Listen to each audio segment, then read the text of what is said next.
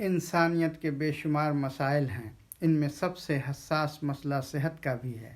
انسانوں کو بہتر علاج و معالجہ کی ضرورت ہے۔ یہ کام خدمت خلق یعنی دینی جذبہ سے انجام دینے کی ضرورت ہے۔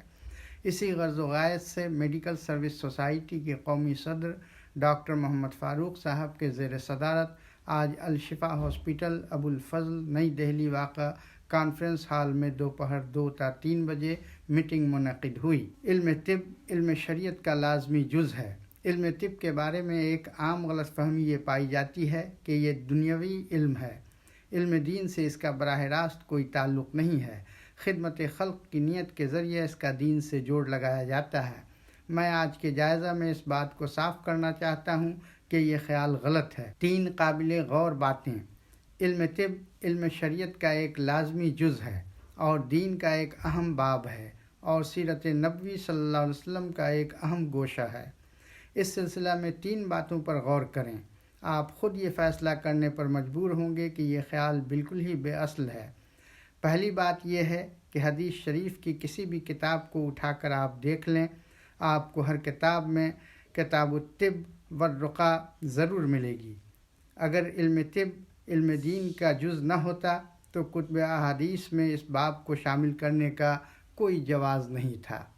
اس لیے یہ بات بدیہی اولی ہے کہ جس طرح نماز، زکوٰۃ، حج، روزے، بیع و شراء، مزارع، اجارہ، اوقاف اور میراث کتب حدیث کے ابواب ہیں اور دین کے اجزاء ہیں، اسی طرح علم طب بھی علم شریعت کا ایک شعبہ اور علم دین کا ایک جزو لا ینفک ہے۔ البتہ یہ فرق آپ ضرور ملحوظ رکھیں کہ دین کے سب اجزاء ہم رتبہ نہیں ہیں۔ کوئی فرض عین ہے تو کوئی فرض کفایہ، کوئی واجب ہے تو کوئی سنت اور مستحب۔ اس لیے دلائل کی روشنی میں اس پر تو گفتگو کی جا سکتی ہے کہ علم طب کا دین میں کیا مقام ہے، فرض کفایہ ہے یا سنت یا مستحب ہے، مگر اس بحث کی کوئی گنجائش نہیں ہے کہ علم طب علم دین ہے یا نہیں۔ دوسری بات یہ ہے کہ حکیم انسانیت فخر کائنات سید المرسلین صلی اللہ علیہ وسلم نے ارشاد فرمایا ہے: ما انزل اللہ دان الا انزل لہ شفاء۔ یہ حدیث شریف صحت کے اعلیٰ معیار پر ہے۔ صحیح بخاری شریف کی حدیث ہے۔ مسلم شریف میں حضور صلی اللہ علیہ وسلم کا جو ارشاد مروی ہے، اس کے الفاظ یہ ہیں: لِكُلِّ دَاءٍ دَوَاءٌ فَإِذَا أُصِيبَ دَوَاءُ الدَّاءِ بَرِئَ بِإِذْنِ اللَّهِ۔ یعنی ہر مرض کا علاج ہے، کوئی بیماری ایسی نہیں ہے جس کا علاج خالق کائنات نے پیدا نہ فرمایا ہو۔ یہ علاج اسی لیے ہے اور یہ دوائیں اسی لیے پیدا کی گئی ہیں کہ ان کو استعمال کیا جائے، اور ارشاد نبوی صلی اللہ علیہ وسلم کا مقصد بھی امت کو علاج کرنے کی ترغیب دینا ہے۔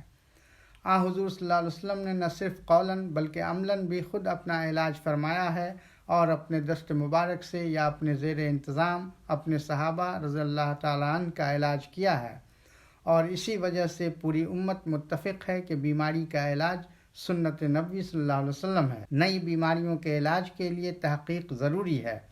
حضور صلی اللہ علیہ وسلم کے اس ارشاد سے جو مسلم شریف میں وارد ہوا ہے، یہ بات بھی واضح ہوتی ہے کہ مسلمانوں کی یہ بھی ذمہ داری ہے کہ جب کوئی نئی بیماری جنم لے تو اس کے علاج کی کھوج لگائیں، کیونکہ اس ارشاد میں فرمایا گیا ہے کہ جب دوا بیماری کے موافق ہو جاتی ہے تو بحکم الہی شفا ہوتی ہے۔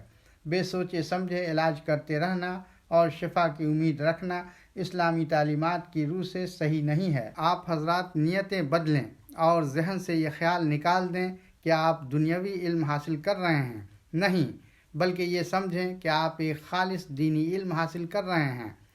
حدیث شریف میں ہے: انما الاعمال بالنیات وانما لکل امرئ ما نوی۔ اگر آپ حضرات اپنی نیتیں صحیح کر لیں گے تو حقیقی معنی میں آپ دینی طالب علم بن جائیں گے، اور آپ کا سونا جاگنا، اٹھنا بیٹھنا، کھانا پینا، غرض ہر حرکت و عمل عبادت بن جائے گی، اور آپ کائنات کی دعاؤں کے حقدار ہوں گے۔